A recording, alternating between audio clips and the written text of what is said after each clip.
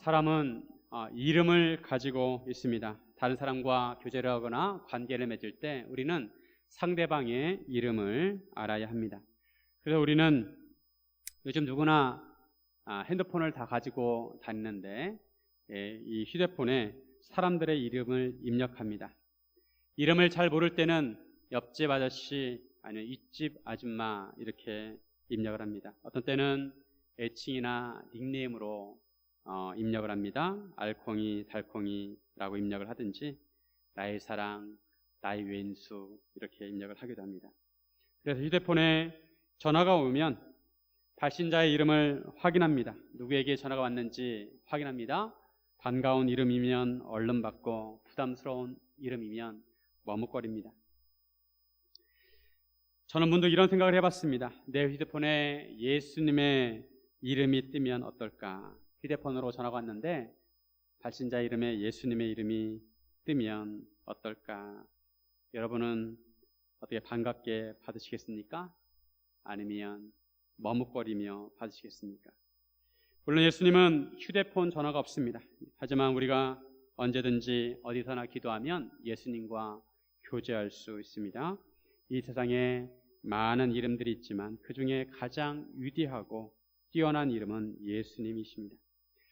사람의 이름은 그 사람의 인격과 삶을 대표합니다. 우리는 우리나라의 최고 권력자인 대통령의 이름도 알고 있고 또 유명한 선수들의 이름도 알고 있고 인기 있는 사람들의 이름도 알고 있습니다. 하지만 이러한 이름들이 우리에게 다 의미 있는 것은 아닙니다. 하지만 예수님의 이름은 우리 모든 사람에게 의미가 있습니다. 예수님의 이름은 모든 사람들이 알아야 하는 이름입니다. 사람들의 이름은 잊혀지지만 예수님의 이름은 영원합니다. 때가 되면 하늘에 있는 자들이나 또 땅 위에 있는 자들과 땅 아래에 있는 자들이 예수님의 이름 앞에 무릎을 꿇고 모든 입으로 예수 그리스도를 주라고 시인하고 또 경배를 드리게 될 것입니다. 그러기에 우리는 더욱 예수님의 이름을 알아야 합니다. 예수님의 이름의 능력을 알아야 합니다. 이런 의미에서 오늘 예수님의 이름에는 어떤 능력이 있는지 함께 나누기를 원합니다. 첫째로 예수님의 이름으로 구원을 받습니다. 우리 예수님의 이름으로, 정확히 말하면 예수님의 이름으로만 구원을 받습니다. 다른 이름으로는 구원을 받을 수가 없습니다. 예수님 이름 외에는 다른 이름을 주신 적이 없습니다. 바울이 3차 선교여행을 시작해서 갈라디아와 비시디아 지역을 거쳐 에베소로 오게 되었습니다. 바울은 2차 선교여행을 마무리하고 수리아 안디옥으로 가는 길에 에베소를 잠시 들른 적이 있습니다. 그때 바울이 회당에서 복음을 전한 적이 있는데 유대인들은 바울에게 좀 더 머물러 있기를 원했습니다. 그때 바울은 하나님의 뜻이라면 내가 다시 돌아오리라고 했습니다.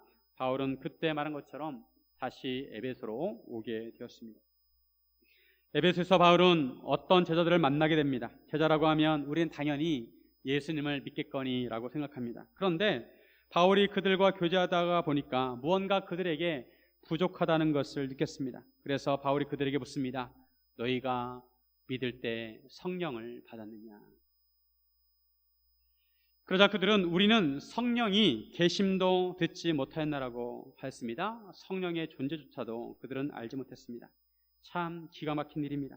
예수 믿는다면 당연히 성령님이 임하십니다. 그런데 그들은 성령의 존재조차도 알지 못하고 있었습니다. 바울은 다시 그들에게 너희가 무슨 세례를 받았느냐라고 묻습니다. 그러자 요한의 세례라고 합니다. 이들은 요한의 세례만 알고 있었습니다. 하지만 성령 세례는 알지 못했습니다. 앞장에서도 아볼로는 요한의 세례만 알았다고 했습니다. 그런 아볼로를 브리스길라와 아굴라가 따로 데려다가 하나님의 도를 더 정확하게 알려주어서 온전한 복음을 알려주었습니다. 아볼로처럼 이들 제자들도 세례 요한의 세례만 알고 있었습니다. 그런데 이들이 만약 세례 요한에 대해서 자세히 알았다면 그들은 예수님을 알게 되었을 것입니다. 그리고 세례 요한은 물로 세례를 주지만 예수님께서 성령으로 세례를 주시는 분이라는 것도 알았을 것입니다. 하지만 그들은 아직 거기까지는 알지 못했습니다. 성령에 대해 무지했습니다. 바울은 이들에게 예수님의 복음을 전하게 됩니다. 오늘 본문 4절에 보시면 바울이 이르되 요한이 회개 세례를 베풀며 백성에게 말하되 내 뒤에 오시는 이를 믿으라 하였으니 이는 곧 예수라 하거늘. 바울은 그들이 알지 못하는 부분에 대해서 알려줍니다. 세례 요한은 회개 세례를 베풀었지만 백성에게 자기 뒤에 오시는 이를 믿으라고 하였습니다. 그분은 바로 예수님이십니다. 그런데 에베소 지자들은 세례 요한의 세례까지만 알고 있었습니다. 바울은 그들에게 복음을 전하고 주 예수의 이름으로 세례를 주었습니다. 바울이 그들에게 안수를 하자 성령이 그들에게 임하게 되었습니다. 방언도 하고 예언도 하였습니다.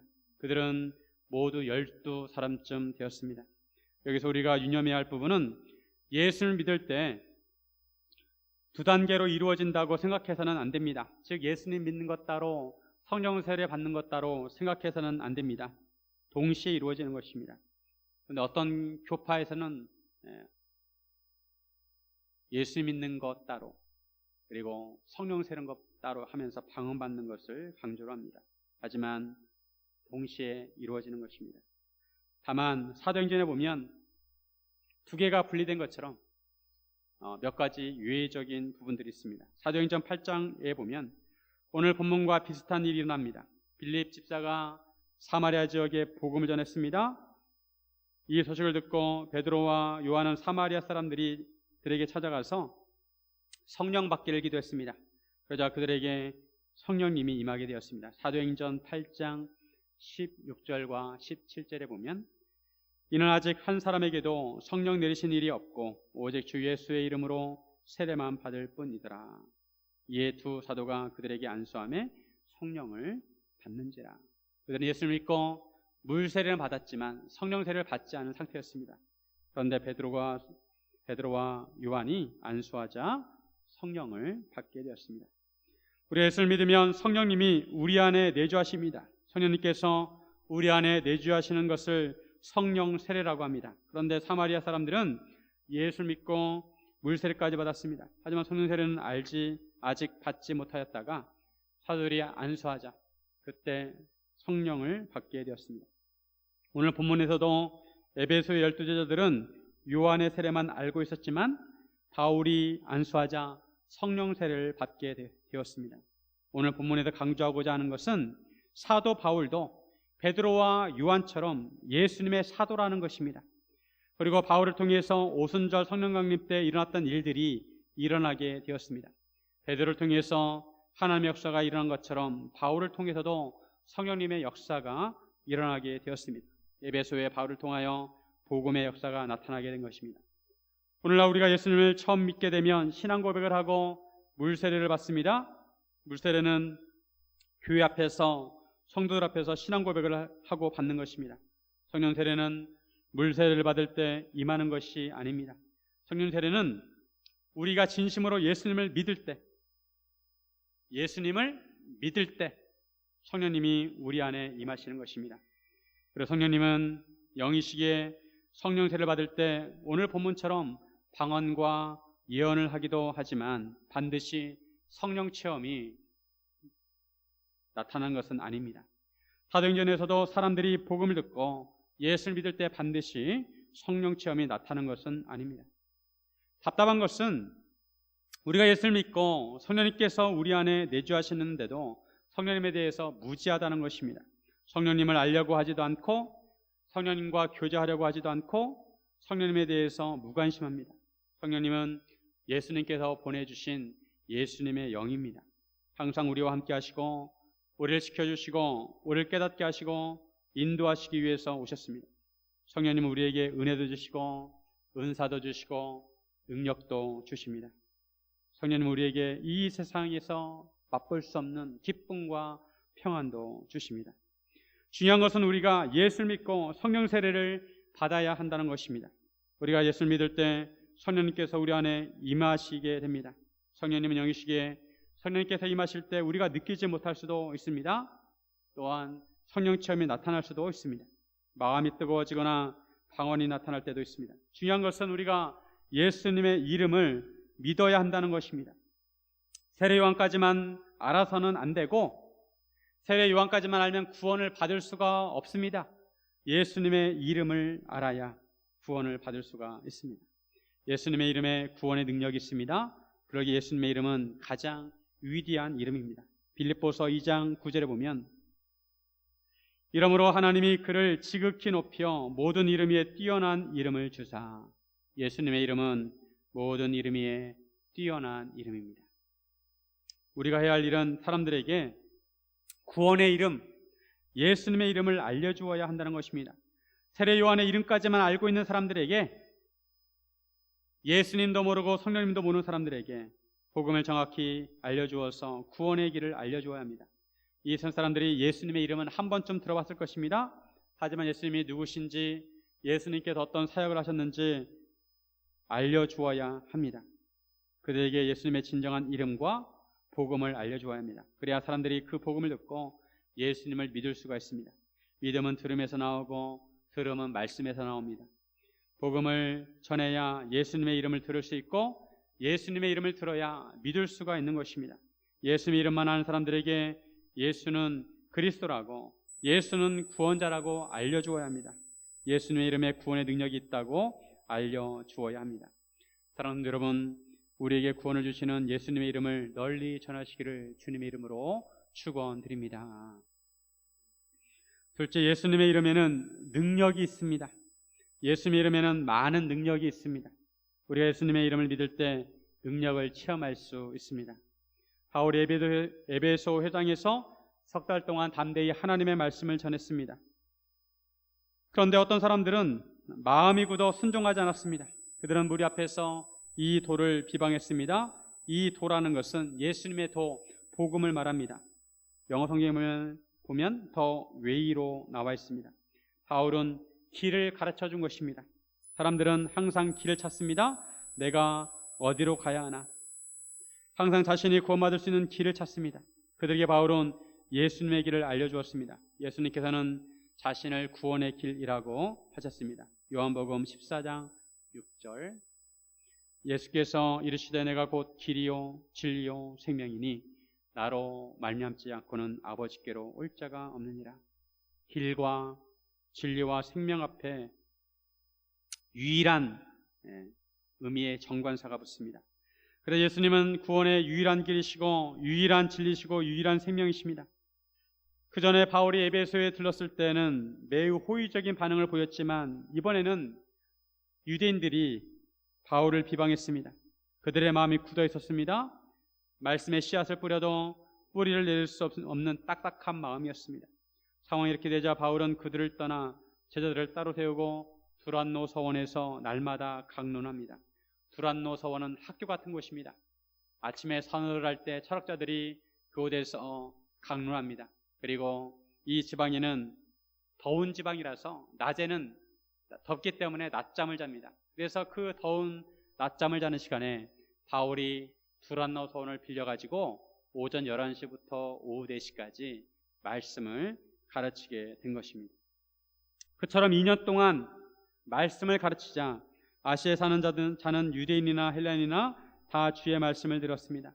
사도 바울의 사역 모델은 예수님입니다. 즉 예수님처럼 사도 바울도 사역을 하였습니다. 예수님이 이 땅에 오셔서 복음을 전파하시고 말씀을 가르치시고 병자들을 치유하셨습니다. 전파 사역, 전도하는 사역, 말씀을 가르치는 사역, 치유하는 사역을 하셨습니다. 그것처럼 바울도 예수님처럼 복음을 전하고 말씀을 가르치고 병자들을 치유했습니다.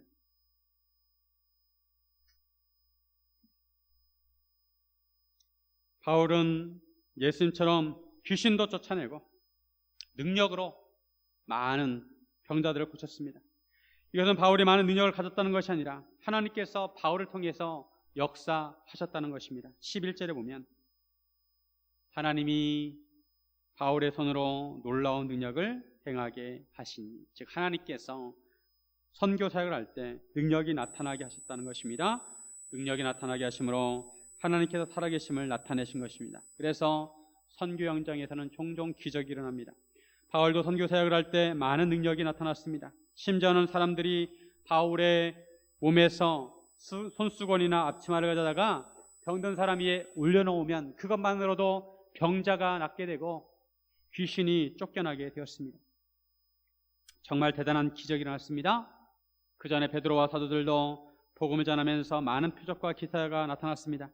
사람들이 병든 사람을 메어다가 사거리에 누이고 베드로가 지나갈 때 그의 그림자라도 덮이기를 바랬습니다. 이처럼 복음을 전할 때 능력이 나타나는 것은 성령님께서 행하시는 것입니다. 성령님께서 병든 자들을 치유해 주시고 귀신을 내쫓으시는 것입니다.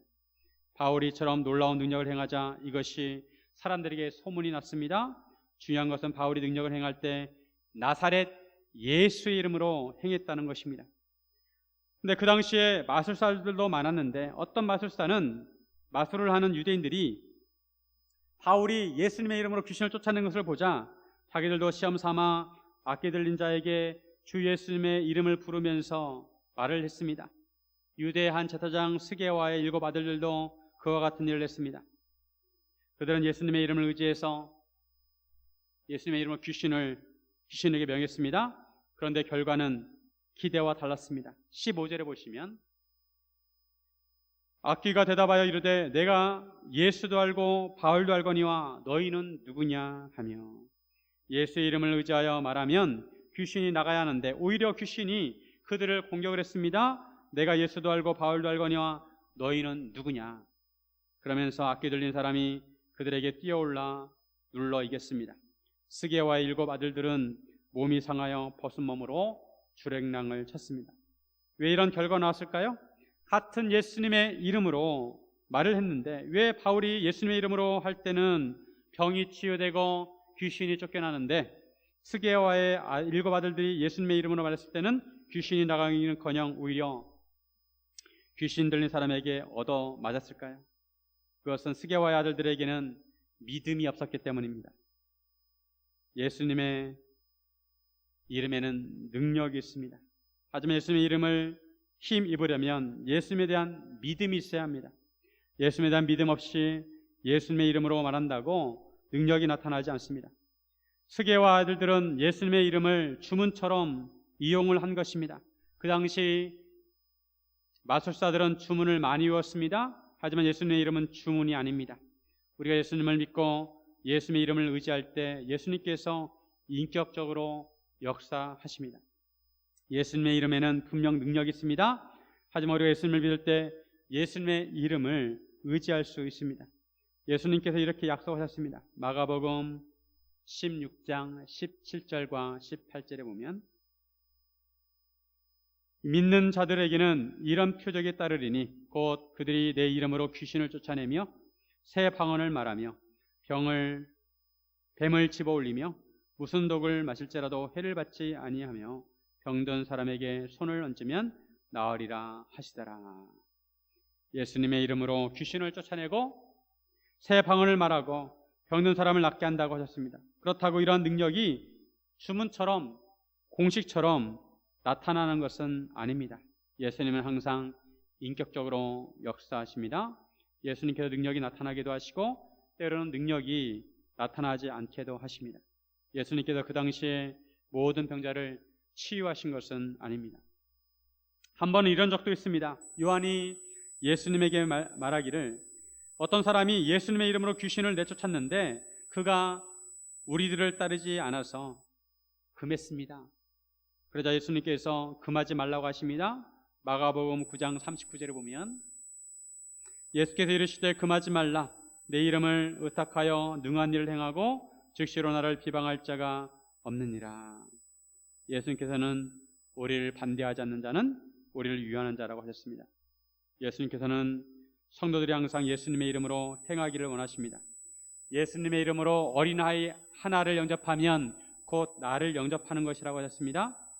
두세 사람이 예수님의 이름으로 모이면 그곳에 예수님께서 그들 중에 있다고 하셨습니다. 그리고 하나님께 간구할 때 예수님의 이름으로 구하라고 했습니다. 우리가 예수님의 이름을 의지하면 예수님께서 능력이 나타나게 하십니다. 그래서 우리는 항상 예수님을 믿고 예수님을 의지하고 모든 일을 예수님의 이름으로 해야 합니다. 예수님은 우리의 주인이십니다.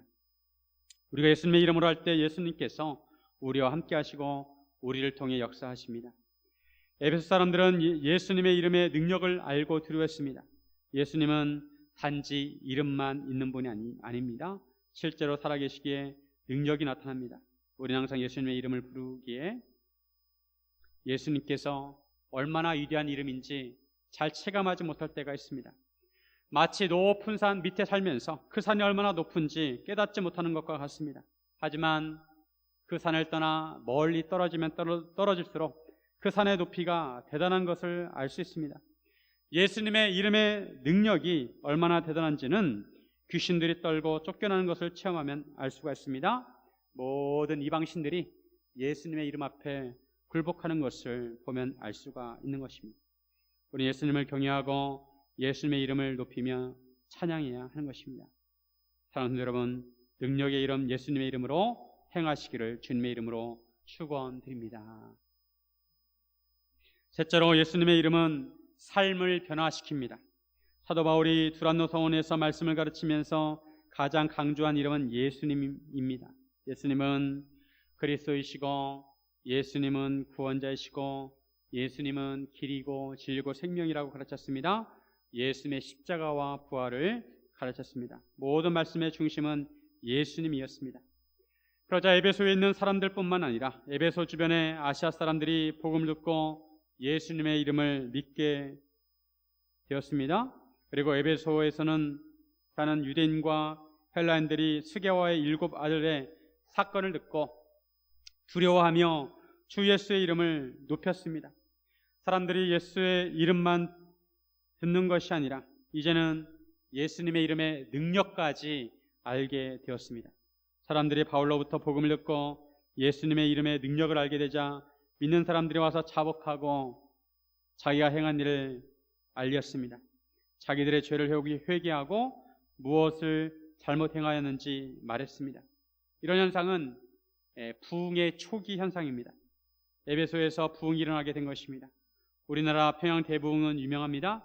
1907년에 평양을 중심으로 부흥이 일어났습니다. 장대현교회에서 이기람 선교사님이 사경회를 하고 있을 때 분위기가 냉랭한 것을 보고 통성기도를 요청을 했습니다. 성도로 남아서 철야기도를 했습니다. 이때 길선조 목사님이 1년 전에 자기 친구가 죽어서 그 재산을 정리해주는 일을 맡았었는데 그때 그 돈의 일부를 착복한 것을 회개하고 고백을 하고 회개를 했습니다. 그러자 여기저기서 사람들이 대굴대굴 구르면서 자기의 죄와 잘못을 자복하고 회개하였고 성령님이 역사하게 되었습니다. 그때부터 성령의 불길이 일어나서 부흥이 일어나게 되었습니다. 이처럼 에베소에도 부흥이 일어나게 되었습니다. 예수를 믿는 사람들이 와서 자기의 죄를 자복하고 회개합니다.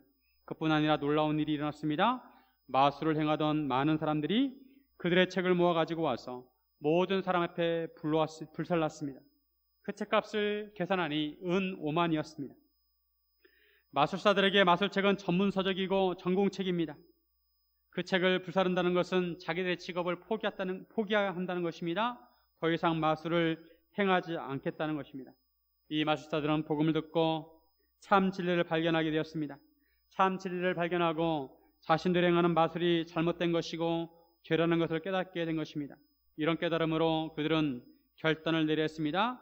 그들이 지금까지 행했던 마술을 그대로 행할 것인지 아니면 그 모든 것들을 정리할 것인지 결단을 해야 했습니다. 결국 그들은 마술을 그만두기로 결정을 했습니다. 이것은 대단한 결단입니다. 마술은 지금까지 그들의 직업이었고 생계였습니다. 마술을 그만두는 것은 삶을 180도로 바꾸겠다는 것입니다.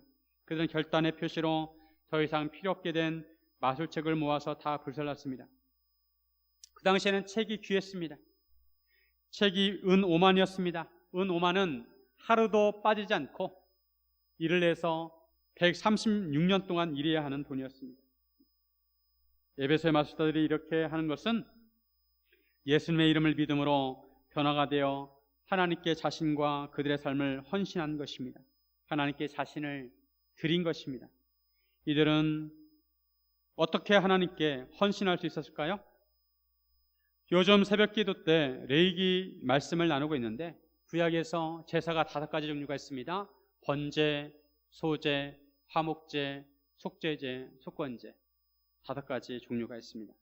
그 중에 소제는 하나님께 자신을 헌신할 때 드리는 제사입니다. 하나님께 자신을 헌신하는 의미를 가지고 있습니다. 하나님에 대한 헌신과 봉사를 의미합니다. 고운 가루에 기름과 유향을 함께 드렸습니다. 곡물을 고운 가루로 만들려면 곡물을 빻아야 합니다. 덩어리를 빻아야 합니다. 그리고 갈아야 합니다. 그래야 고운 가루가 되는 것입니다. 마찬가지로 우리가 우리 자신을 하나님께 드리려면, 하나님께 헌신하려면 우리 자아를 곱게 갈아야 합니다. 우리 자아의 덩어리들을 곱게 갈아야 하나님께 드릴 수가 있습니다. 내 마음속에 있는 덩어리들, 욕심 덩어리, 나의 의지, 자기의 주관적인 생각, 뜻, 죄성, 거짓된 마음, 탐심과 교만과 나의 자랑과 불평불만, 이런 덩어리들을 갈아야 하는 것입니다. 덩어리가 없이 고운 가루가 되도록 갈아야 합니다. 그래야 하나님께 드릴 수가 있는 것입니다. 나의 덩어리가 있는 채로 하나님께 드릴 수 없습니다. 나의 자를 곱게 갈아서 고운 가루로 만들었을 때 하나님께서 기쁘게 받으시는 것입니다. 그런 마음밭에 이렇게 우리가 우리 자아를 고운 가루로 갈면, 고운 가루로 만들면 내 마음이 말씀을 받기에 좋은 마음밭이 되는 것입니다. 그 마음밭에 하나님의 말씀의 씨앗이 뿌려질 때 열매가 맺고 내 삶이 변화될 수 있는 것입니다. 소재를 들 때 고운 가루에 기름과 유향을 섞었습니다. 기름은 기쁨을 의미합니다. 우리가 하나님을 섬길 때 기쁨으로 섬겨야 합니다. 억지로 해서는 안 됩니다. 교회 사역을 하면서 억지로 하게 되면 기쁨보다는 불평불만이 나오기 쉽습니다. 하나님께서는 그런 섬김을 받지 않으십니다. 작은 부분을 섬기더라도 기쁨으로 섬겨야 합니다. 그리고 소재에 유향을 섞는 것은 곡물을 태울 때 역겨운 냄새가 날 수 있으므로 그런 냄새를 희석시키고 향기로운 냄새가 되도록 하는 것입니다. 우리가 하나님께 헌신할 때 향기로운 냄새가 나야 합니다. 하나님을 섬긴다고 하면서 때로는 이상한 냄새를 피우고 역겨운 냄새를 피워서는 안 됩니다. 그래서는 안 되고 우리의 섬김이 향기로운 냄새가 나야 합니다. 그래야 하나님께서 기뻐 받으십니다. 에베소 마술사들은 예수님을 믿고 하나님께 소재를 드리듯이 자신들을 하나님께 드렸습니다. 고운 가루로 만들어서 하나님께 드렸습니다. 마술책을 불태우면서 감사로 향기로 하나님께 드렸습니다. 이처럼 예수님을 믿으면 삶이 변화되게 되어 있습니다. 마술사들이 자신의 책들을 불사른 것처럼 자신들의 믿음이 가짜가 아니라 진짜라는 것을 증명을 하고 있습니다. 예수 믿는 믿음이 진짜이면 삶이 바뀌게 되어 있습니다. 성령님께서 그 안에 내주하시기 때문에 변화될 수밖에 없습니다. 성령님께서 주시는 생각을 하고 성령님께서 주시는 마음을 가지기 때문에 생각이 달라지고 말이 달라지고 행동이 달라지고 삶이 달라지게 되어 있습니다. 예수님의 이름은 이처럼 삶을 변화시킵니다. 우리가 예수님을 진정으로 믿는다면 에베소 마술사들처럼 삶이 변화되어야 합니다. 예수를 믿기 전과 믿은 후가 서로 달라야 합니다. 마음이 달라지고 생각이 달라지고 말이 달라지고 행동이 달라지고 성품이 달라지고 인격이 달라지고 삶이 달라져야 합니다. 그런데 이러한 변화는 우리가 예수님의 이름을 의지하고 결단할 때 일어납니다. 예수님과 적당한 거리를 두면서 더 이상 가까이 하려고도 하지 않고 예수님을 알려고도 하지 않고 예수님과 교제를 하려고 하지도 않으면 이러한 변화들은 일어나지 않습니다. 더 이상 내 삶에 예수님께서 개입하시는 것을 싫어하기 때문입니다. 예수님, 더 이상 다가오시면 곤란합니다. 여기까지만 오세요. 제 삶에 더 가까이 오시면 부담스럽습니다. 이런 마음을 가지고 예수님께 마음을 열지 않으면 예수님은 더 이상 다가오지 않으십니다. 예수님은 억지로 우리 마음의 문을 열려고 하지 않으십니다. 우리가 마음의 문을 열 때까지 기다리십니다. 하지만 예수님은 항상 우리 마음 문을 두드리십니다. 요한계시록 2장 30절에 보면 요한계시록 3장 20절 볼지어다 내가 문 밖에 서서 두드리노니 누구든지 내 음성을 듣고 문을 열면 내가 그에게로 들어가 그와 더불어 먹고 그는 나와 더불어 먹으리라. 사람들은 예수님께서 내 마음에 들어오시면 나의 자유를 잃어버린다고 생각합니다. 하지만 예수님은 오히려 우리를 진리로 자유케 하시기 위해서 오셨습니다. 사람들이 예수님을 믿기를 주저하는 것은 삶의 주도권을 예수님께 뺏긴다고 생각합니다. 하지만 예수님은 우리를 진정한 하나님의 자녀로 살게 하십니다. 에베소의 제자들은 예수님을 믿고 성령세를 받았을 때 마음의 기쁨과 평안이 충만했습니다. 새로운 영적 세계를 맛보게 되었습니다. 에베소 사람들은 예수님의 이름의 능력을 믿고 능력을 알고 두려워했습니다. 에베소서 마술사들은 예수님의 이름으로 결단하고 자신의 과거를 청산하고 변화된 삶을 살았습니다. 이것이 복음의 역사입니다. 복음의 역사는 모든 것을 예수님의 이름으로 하는 것입니다. 예수님의 이름으로 사는 것입니다. 사랑하는 여러분, 예수를 믿고 예수님의 이름으로 사시기를 주님의 이름으로 축원드립니다. 함께 기도하겠습니다.